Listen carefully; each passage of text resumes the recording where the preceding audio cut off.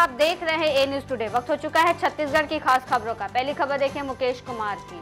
लखनपुर के शासकीय प्राथमिक शाला पोड़ी में मरम्मत कार्य भ्रष्टाचार के भेंट चढ़ा। बता दें कि स्वीकृति राशि 1,16,000 से मरम्मत कार्य के लिए राशि शासन की ओर से स्कूल को दिया गया था, लेकिन अधिकारियों और ठेकेदारों की लापरवाही से अधूरा छोड़ दिया गया।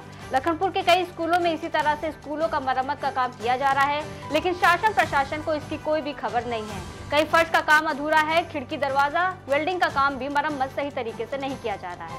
इस तरह से मनमानी के काम किए जा रहे हैं। अगली खबर देखिए चंद्रशेखर बरेट की। छत्तीसगढ़ सद्भाव पत्रकार संघ के गठन के बाद संभागीय परिचर्चा सम्मेलन हुआ। सम्मेलन में पत्रकारों ने हिस्सा लिया। प्रदेश अध्यक्ष समेत जिले के पदाधिकारी पत्रकारों ने कार्यक्रम में प्रमुखता से अपनी सहभागिता निभाई और संघ में सदस्यता भी ली। कार्यक्रम में मुख्य अतिथियों द्वारा पत्रकारिता संबंधी सुझाव, परामर्श, उद्बोधन में दिया गया। संगठन विस्तार, पत्रकार के हित में आवश्यक जानकारियां साझा कर जल्द ही पोर्टल पत्रकारों को राष्ट्रीय मान्यता मिले, उसके लिए संघ द्वारा ज्ञापन सौंपा जाएगा। कार्यक्रम में आए हुए पत्रकारों को मान सम्मान बढ़ाया गया। मैं आज से नहीं जुड़ा हूँ।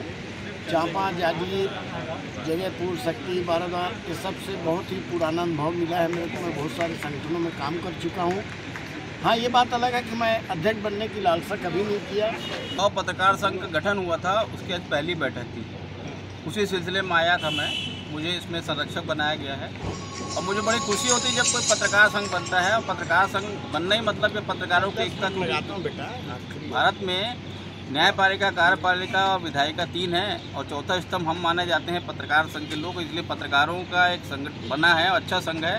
और उसमें तिवारी जी जो अध्यक्ष बने हैं वो मेरे पुराने छोटे भाई हैं, तो उनका आग्रह तो मैं ठुकरा भी नहीं पाया। और एक अच्छी बात है, जितने संघ बनेंगे उतना अच्छा लोगों पत्रकारों का विकास होगा। पत्रकारों का विकास प्राथमिकता होनी चाहिए राज्य में।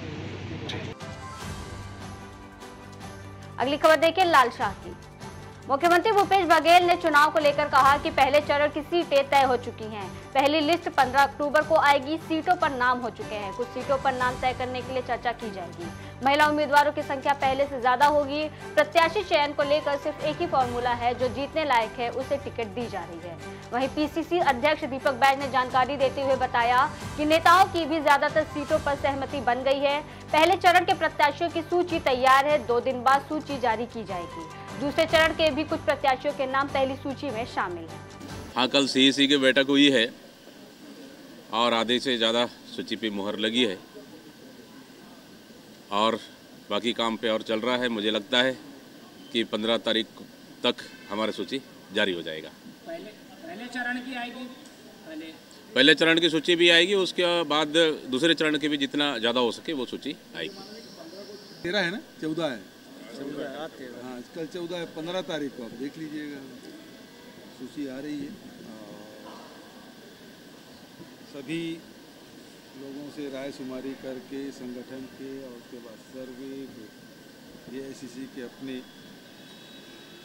जो सर्वे है वो सब को लेकर विचार विमर्श किया गया और सूची तैयार हुई है। बहुत अच्छी सूची रहेगी।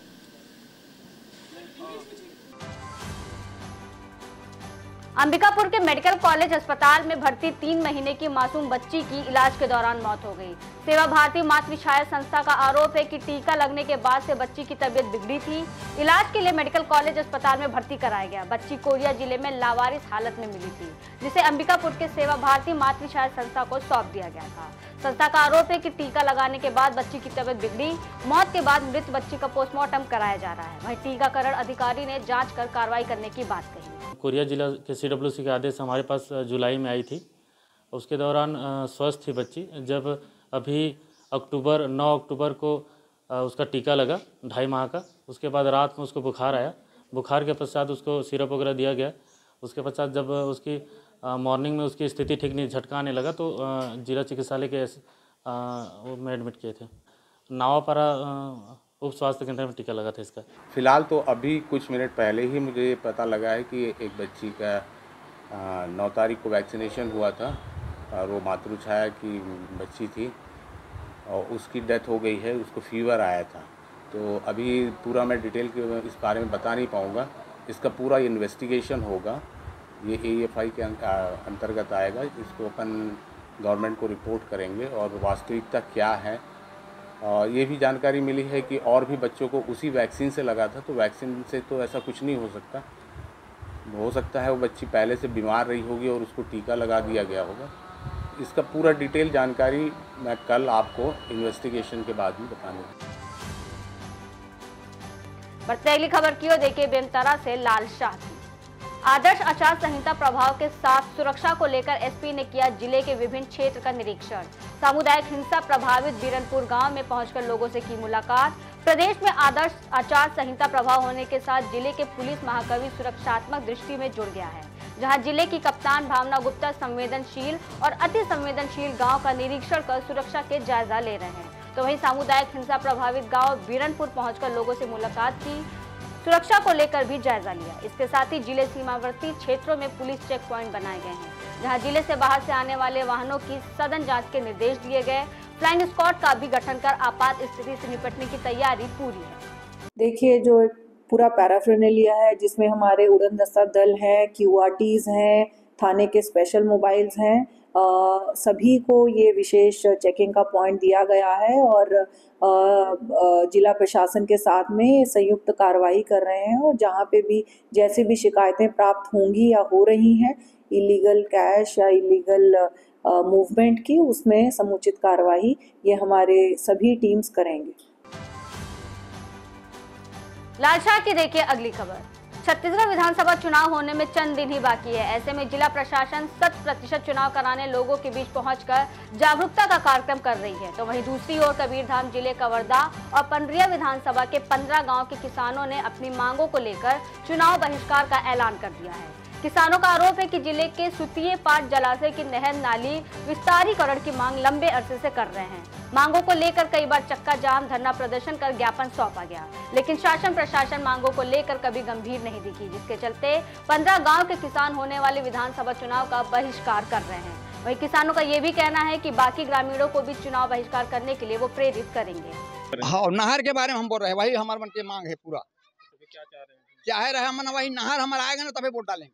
कारण वही है सर जी, वो सुतिया पाट नाली विस्तार करना था और सामने वाले सरकार पहले करे भी रही से, तो काम आज तक चालू नहीं हुई, परिवर्तन हुई सत्ता था तो ओखरे बारे में लगे हैं। तो कितने ग्रामों के लोग मतलब वैसे 26 गांव है, तो 15 गांव के स्टाम में लिखित आवेदन दे चुके हैं नमन है कलेक्टर महोदय के नाम से।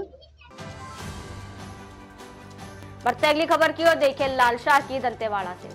छत्तीसगढ़ विधानसभा चुनाव के फर्स्ट फेज के चुनाव के मद्देनजर पुलिस बल, CISF और प्रशासनिक अमला द्वारा संयुक्त रूप से बचेली और किरांदुल शहर में फ्लैग मार्च किया गया। विधानसभा चुनाव को सुचारू रूप से संपन्न करवाने, जनता में सुरक्षा की भावना जागृत करने, भय मुक्त वातावरण निर्मित करने और आम जनता को जागरूक करने के साथ आदर्श आचार संहिता के पालन करने के उद्देश्य से फ्लैग मार्च निकाला गया। छत्तीसगढ़ में कांग्रेस की मजबूती और कांग्रेस सरकार के कामों से भाजपा का केंद्रीय नेतृत्व डरा हुआ है। प्रदेश कांग्रेस अध्यक्ष दीपक बैज ने कहा कि भाजपा का नेतृत्व को इस बात का एहसास हो गया है कि स्थानीय नेतृत्व के भरोसे छत्तीसगढ़ में भाजपा दहाई अंकों तक का भी नहीं पहुंच पाएगी। इसलिए भाजपा के राष्ट्रीय नेता घबराहट में छत्तीसगढ़ की ओर दौड़ लगा रहे हैं, लेकिन इनके पास राज्य की जनता के लिए और उनकी भलाई के लिए कोई कार्य योजना ही नहीं है। वो सिर्फ राज्य की जनता को ठगने की नीयत से छत्तीसगढ़ आ रहे हैं। छत्तीसगढ़ की जनता ने 9 सांसद जिताकर भेजा था, लेकिन भाजपा की केंद्र सरकार ने छत्तीसगढ़ के प्रति सौतेला रवैया रखा। चुनाव सामने देखकर भाजपा को छत्तीसगढ़ की याद आ रही है। छत्तीसगढ़ राज्य सूचना आयोग के आयुक्त धनवेंद्र जायसवाल ने आवेदकों को समय पर सूचना देने में लापरवाही बरतने और सूचना का अधिकार अधिनियम का समुचित क्रियान्वयन नहीं किए जाने पर पिछले 2.5 साल में 3,836 प्रकरणों में से 85,37,000 रुपए से अधिक का अर्थदंड संबंधित जनसूचना अधिकारियों पर लगाया है। राज्य सूचना आयुक्त कोर्ट ने मार्च 2021 से लेकर इस साल के सितंबर महीने के दौरान पारित आदेश में ये जुर्माना लगाया। इन जनसूचना अधिकारियों में संयुक्त कलेक्टर, तहसीलदार, CO जनपद पंचायत, खंड शिक्षा अधिकारी, खनिज अधिकारी, महिला और बाल विकास अधिकारी, मेडिकल कॉलेज के जनसूचना अधिकारी और ग्राम पंचायतों के सचिव सहित अन्य शामिल हैं। राज्य सूचना आयोग ने सूचना का अधिकार अधिनियम के तहत द्वितीय अपील और शिकायतों की सुनवाई के लिए ऑनलाइन व्यवस्था की है, जिसमें ऑफलाइन के साथ ऑनलाइन आवेदन भी किए जाएंगे। सरगुजा में ट्रक ने एक व्यक्ति को रौंदा, जिससे घटनास्थल पर ही युवक की दर्दनाक मौत हो गई। मृतक अविनाश गईला का रहने वाला है। बस स्टैंड की ओर जाने के दौरान ये हादसा हुआ। जुलाई की घटना थी कि घटना में प्रथम सूचना पत्र दर्ज कर आज तक विवेचना के दौरान उसे समस्त आरोपी गिरफ्तार कर लिए गए हैं। प्रकरण अभी अपने विवेचना में है, उसमें कुछ साक्ष्यों के संकलन के पश्चात माननीय न्यायालय चालान प्रस्तुत किया जाएगा। फिलहाल के लिए इतना ही। देश और दुनिया की तमाम बड़ी खबरों के लिए बने रहिए ए न्यूज़ टुडे के साथ।